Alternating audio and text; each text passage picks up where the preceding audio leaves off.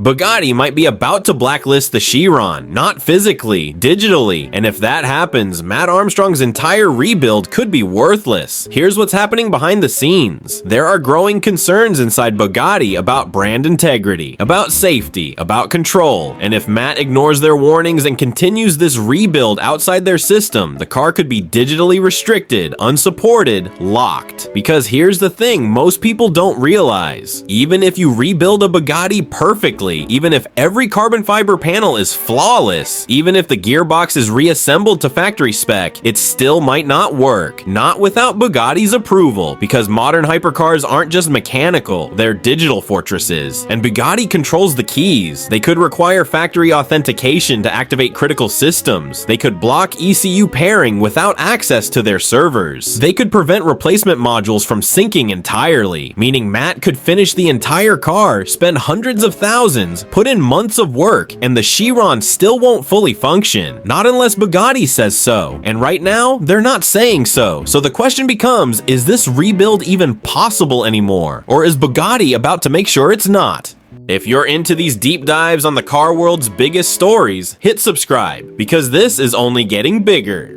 Let's rewind for a second, because this didn't start with software locks. It started with something much simpler. Bugatti has what insiders call golden rules. Unwritten, rarely discussed publicly, but they exist, and they go something like this. If a Bugatti has severe gearbox damage, if it has internal monocoque damage, if major safety systems have deployed, the company does not want that car rebuilt independently. They want it back, they want control, and they have very specific reasons why. First, safety. Bugatti's entire reputation is built on engineering perfection at 250 miles per hour. One poorly rebuilt car that crashes, one improperly calibrated airbag system, one structural failure at high speed. That's not just a lawsuit, that's a brand-ending headline. So when a car like Matt's Chiron, totaled, flood damaged, structurally compromised, starts getting pieced back together in a UK workshop, Bugatti gets nervous because they know what the public doesn't always see.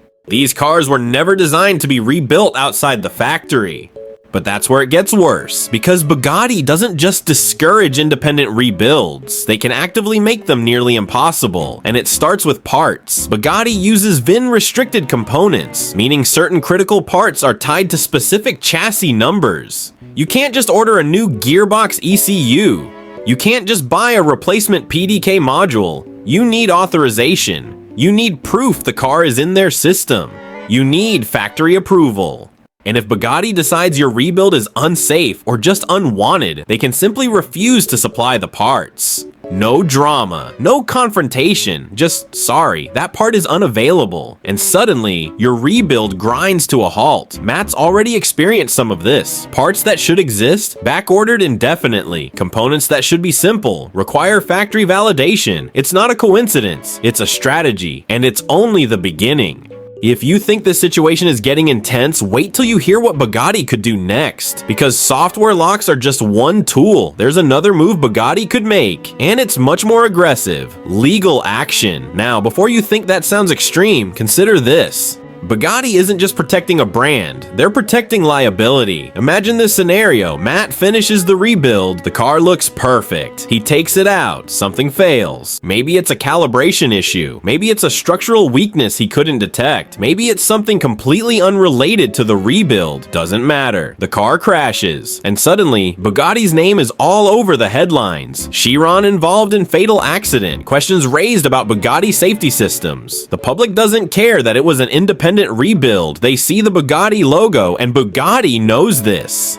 So there are growing whispers, industry rumors, nothing confirmed yet, that Bugatti is considering legal pressure, not just against Matt, but potentially against Alex at Supercar Advocates too. Why? Because Alex is positioning himself as someone who can take on independent hypercar restorations. McLaren P1s, Paganis, Bugattis. And for manufacturers like Bugatti, that's a direct threat to their control. They don't want a precedent where totaled hypercars get rebuilt outside their ecosystem. And here's the brilliant part, Bugatti doesn't even have to look like the bad guy, because they can frame everything around safety. We're not trying to block rebuilds, we're trying to protect people. These cars operate at extreme speeds, structural integrity is non-negotiable. Airbag systems must be factory calibrated, crash structures must meet our standards. We cannot in good conscience allow a car to be rebuilt without our oversight. It sounds reasonable. It sounds responsible, and to most people, it is. But that's where it gets worse, because even if Matt finishes the car, even if it runs, even if Bugatti doesn't block him, there's still another massive problem: insurance. No major insurer wants to touch an independently rebuilt Bugatti Chiron. Why? Because there's no validation, no factory certification, no traceability of parts and repairs. And if something goes wrong, who's liable? Not Bugatti, they didn't touch it.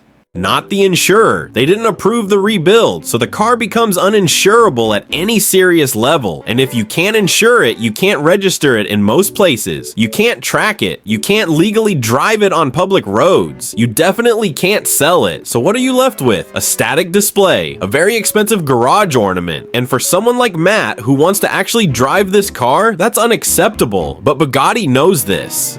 And it's another layer of pressure they don't even have to actively apply. The system does it for them. And then there's this, a quieter move, but just as effective. Bugatti buying back damaged cars, not publicly, not with press releases, but through intermediaries, auctions, private offers. Why? Because every totaled Bugatti that gets bought back is one less car entering the YouTube rebuild world, one less Matt Armstrong project, one less risk to their brand control. They've done it before.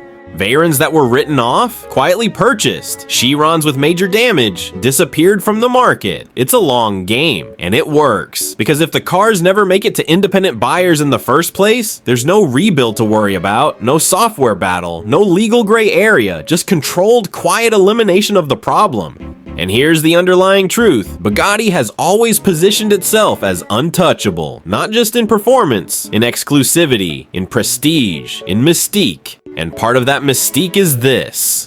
You don't own a Bugatti, you're trusted with one. You don't modify them, you don't rebuild them, you don't treat them like project cars. You maintain them through Bugatti, you service them through Bugatti, you exist within Bugatti's world. And if you step outside that world, you're no longer part of the club. Your car is no longer recognized. So here's where this all leads. If Bugatti actually locks down the software, if they refuse authentication, if they deny pairing of replacement ECUs, this becomes the biggest independent rebuild standoff in automotive history, because it's not just about one car anymore, it's about whether manufacturers can digitally control vehicles even after they're sold. It's about whether independent repair is even possible on modern hypercars. It's about who really owns these machines. And right now, Bugatti is holding all the cards. So what happens next?